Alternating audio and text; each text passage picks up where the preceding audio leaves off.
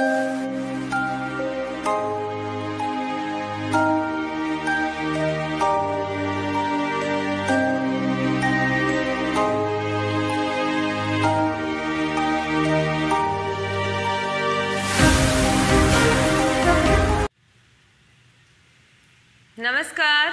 मैं संतोष चौधरी एवीएम की online classes में तो 10th क्लास आज अपना जो कंटिन्यू चल रहा है टॉपिक तीसरा चैप्टर अपन पढ़ रहे हैं सेनापति जी का, जिसमें अपन ने 2 क्लासेस तो ले ली है और आज अपनी तीसरी क्लास है। और पहले मैंने आपको 2 चैप्टर करवा दिए हैं। बार बार आपको ये कहते हैं कि अपन को दोहरान करते रहना है, दोहरान करेंगे तभी अच्छे से अपन को याद हो पाएगा, अच्छे से अपना सिलेबस क्लियर हो पाएगा।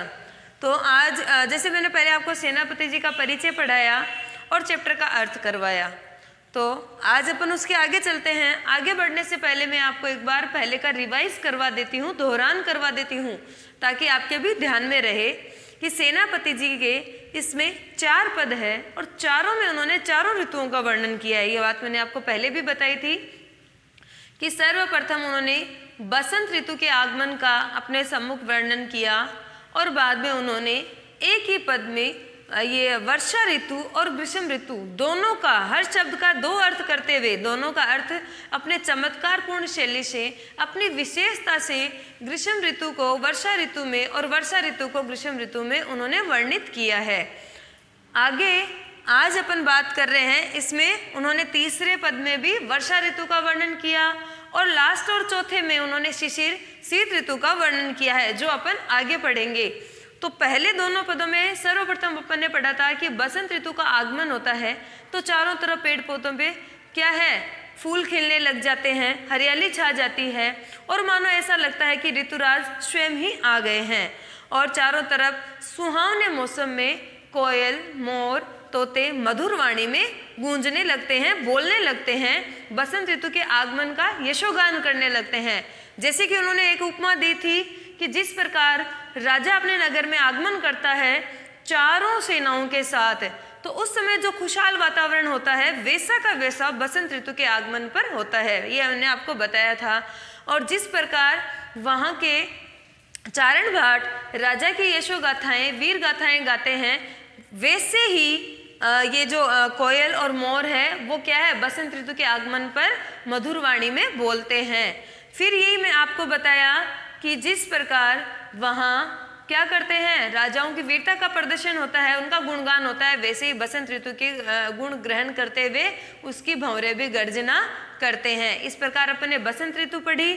फिर मैंने आपको एक पद पढ़ाया था जिसमें वर्षा ऋतु और ग्रीष्म ऋतु दोनों का एक साथ वर्णन किया गया था कि ग्रीष्म ऋतु में क्या होता है, पृथ्वी से लेकर आकाश तक चारों दिशाओं में सब जगह क्या है, प्रचंड ताप फैल जाता है और प्रचंड ताप से पेड़ों के पत्ते भी झड़ जाते हैं और ऐसा लगता है कि मानो चारों तरफ आग ही आग जल रही है, इतनी भूमि तपने लगती है। चारों तरफ का यही वातावरण रहता है और सभी प्राणी, सभी जीव जंतु पेड़ों की छांव में बैठने का प्रयास करते हैं स्वयं को इस ताप से बचाने के लिए और नदियों का शीतल जल ग्रहण करना चाहते हैं। इस प्रकार उन्होंने ग्रीष्म ऋतु का वर्णन किया था और इसके बाद में उन्होंने वर्षा ऋतु का भी इसी पद में वर्णन किया कि जब वर्षा ऋतु आती है तो पूरी पृथ्वी क्या होता है, पृथ्वी से लेके आकाश तक चारों तरफ, चारों दिशाएं क्या है, जलमग्न हो जाती है, चारों तरफ जल ही जल रहता है और पेड़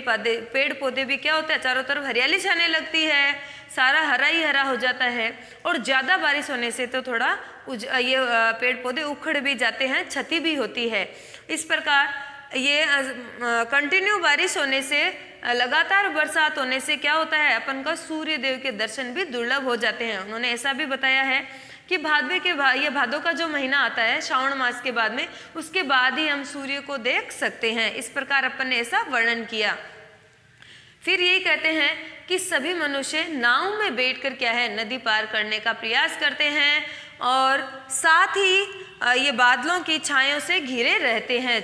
ये बादल छाए रहते हैं तो चारों तरफ धूप नहीं निकलती है, बादलों की छांव रहती है तो उससे भी वो घिरे रहते हैं। इस प्रकार सेनापति जी ने एक ही पद में अपने चमत्कारपूर्ण शैली से, अपनी विशेषताओं से ग्रीष्म ऋतु का वर्षा ऋतु में वर्णित किया, उसके समान ही वर्णित किया, और वर्षा ऋतु को भी ग्रीष्म ऋतु के समान उन्होंने वर्णित कर दिया।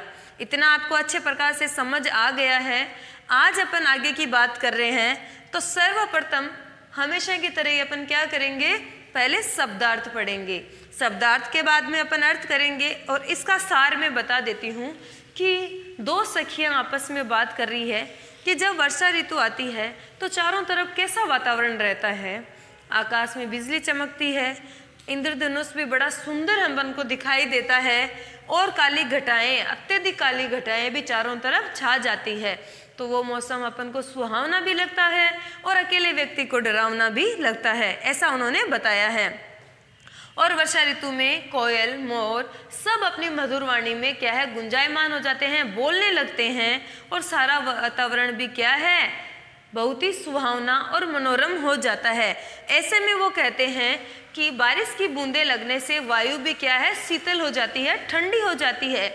और ऐसे में वो सखी अकेली है, अपनी सखी से बात कर रही है नायिका कि ऐसे में मेरे प्रिय ने मेरे को संदेश भेजा था कि वो आएंगे, पर वो आए नहीं है। तो क्या कर रही है, वो विरह वेदना भोग रही है, और ऐसे मौसम में अकेला रहना उसके लिए बड़ा ही दुर्लभ हो रहा है। ऐसा दोनों का वार्तालाप है जो अपन ने इस पद में पढ़ेंगे, और वर्षा ऋतु का इसमें वर्णन है। तो सर्वप्रथम मैं आपको इसके शब्दार्थ बता देती हूँ। दामिनी, बिजली की बात हो रही है, ध्यान आए सबको। दमक, चमकना,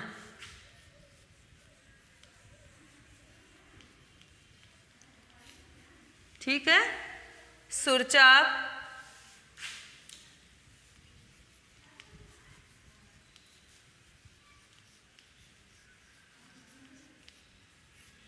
इंद्रधनुष, चमकना, शाम मतलब काली घटाएं, ठीक है ना। काले से आया यहाँ घटा की झमक, झमक मतलब बरसना, गरजना, या छोटी छोटी बूंदें जो बरसती रहती है वर्षा ऋतु में, वही बात है। अति घोर, घनघोर, अत्यधिक भयानक,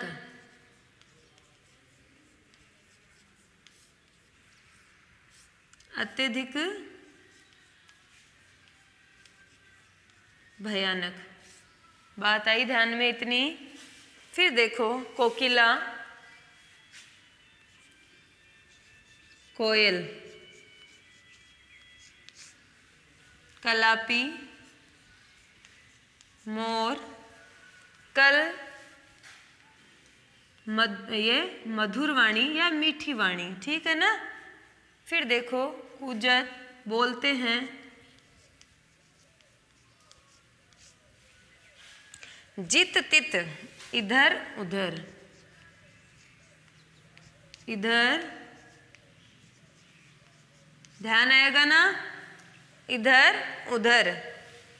सीकर, वर्षा की बूंदें, वर्षा की बूंदें, ठीक है।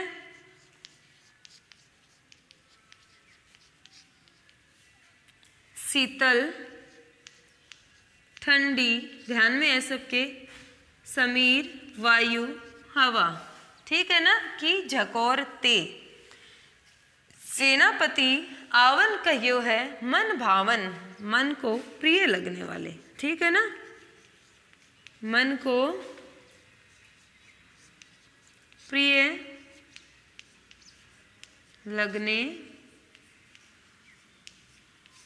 बात आई ध्यान में, मन को प्रिय लगने वाले, ठीक है।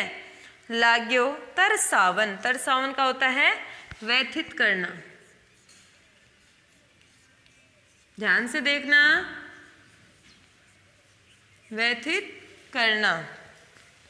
विरह जुर, विरह वेदना, विरह वेदना, वही है अपन पाठ्य पुस्तक में देखेंगे तो वहाँ ठीक प्रकार से आपको शब्दार्थ दिख जाएंगे।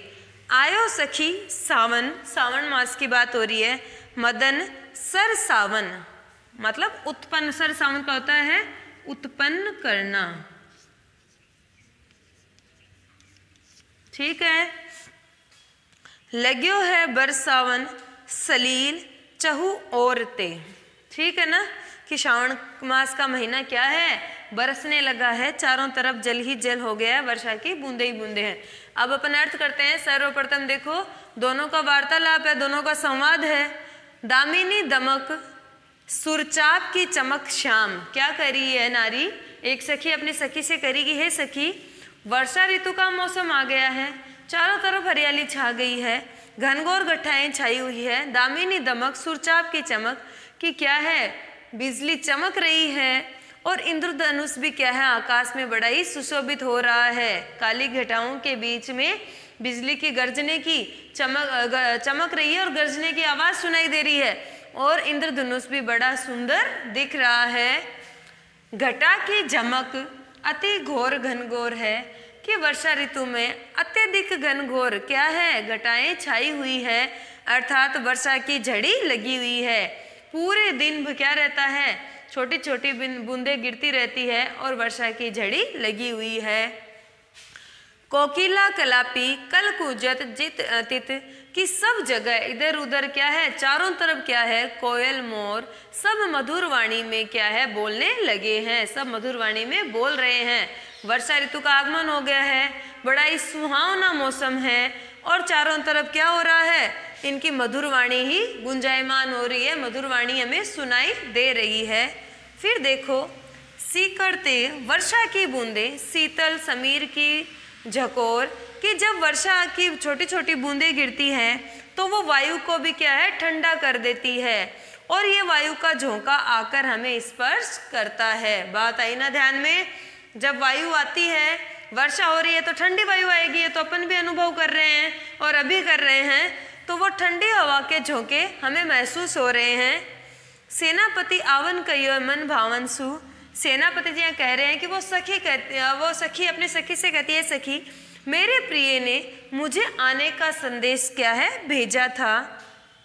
लाग्यो तरसावन बिरह जुड़ जोर है, लेकिन वो क्या है, आए नहीं है या आ नहीं पाए हैं और इस वजह से मेरा मन क्या है, व्यथित हो गया है। व्यथित क्यों हो गया, क्योंकि वह विरह वेदना भोग रही है, वो अकेली ही रह रही है कि इस वर्षा ऋतु में कामदेव जिसकी वासना क्या है, उससे मैं ग्रसित हो गई हूँ और मेरे प्रिय मेरे पास नहीं है, तो मैं क्या है, मेरा मन व्यथित हो गया है और विरह वेदना क्या है, भोग रही हूँ।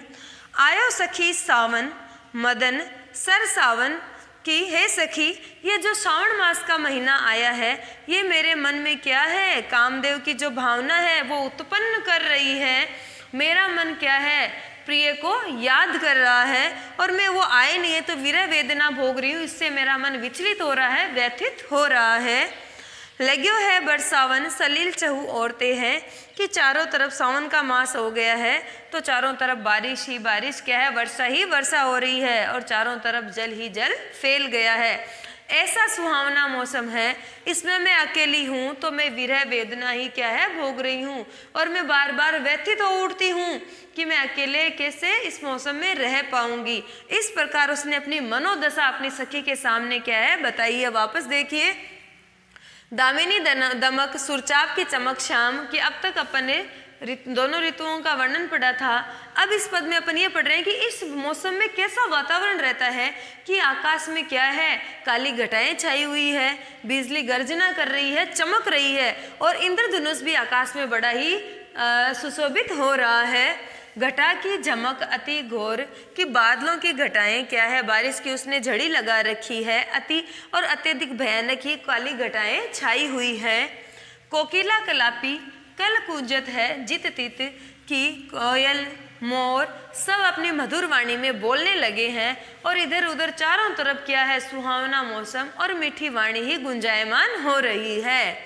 सीकड़ते शीतल समीर की झकोरते, झकोर मतलब यहाँ झोंके से हैं, हवा का झोंका आता है ना, उसकी बात हो रही है कि वर्षा की बूंदों से वायु को भी ठंडा कर दिया है और ये ठंडी शीतल वायु का झोंका आकर मेरे शरीर को स्पर्श कर रहा है। सेनापति आवन कहियो है मन भावन। सेनापति जी कहते हैं, वो सखी कहती है कि ये सखी, मेरे प्रिय ने मेरे को आने के लिए संदेश भेजा था।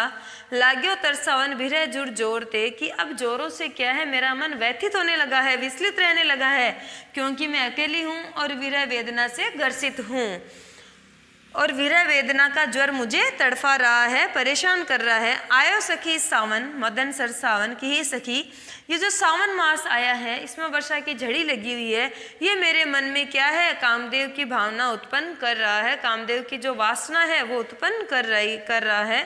लाग्यो है बरसावन सलील चहु और ते, कि सावन मास का महीना क्या है, बरसने लगा है और चारों तरफ वर्षा ही वर्षा हो गई है, जल ही जल हो गया है और ये वातावरण बड़ा ही सुहावना हो गया है।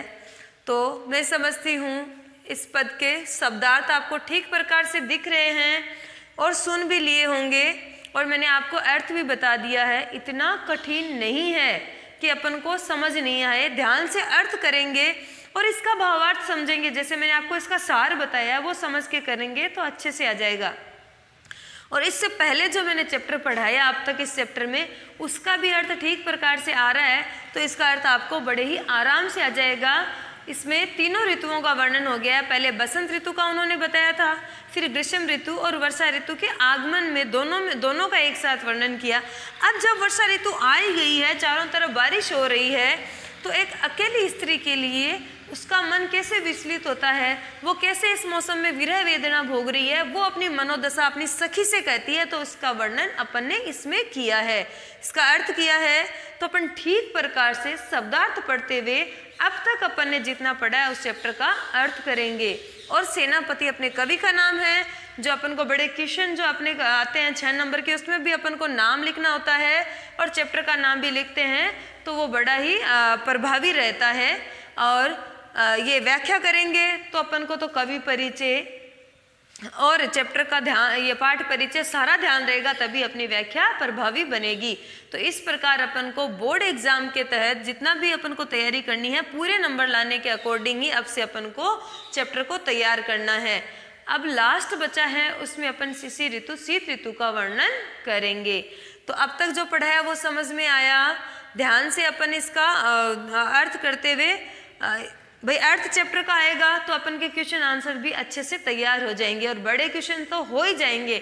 अभी अपन ने जो लास्ट वीडियो में अर्थ किया था, तो उसका क्वेश्चन बनता है कि सेनापति जी ने किस प्रकार चमत्कारपूर्ण ग्रीष्म ऋतु और वर्षा ऋतु का वर्णन किया है। तो अब आपको उस पद का अर्थ आ रहा है, तो आप अच्छे से उस क्वेश्चन का आंसर कर पाओगे। इसीलिए हम बार बार कह रहे हैं कि शब्दार्थ अच्छे से करेंगे, शब्दार्थ के साथ अर्थ भी करेंगे। तो अर्थ करने से एक तो चैप्टर की व्याख्या तैयार हो जाएगी और क्वेश्चन आंसर भी तैयार हो जाएंगे। तो धन्यवाद।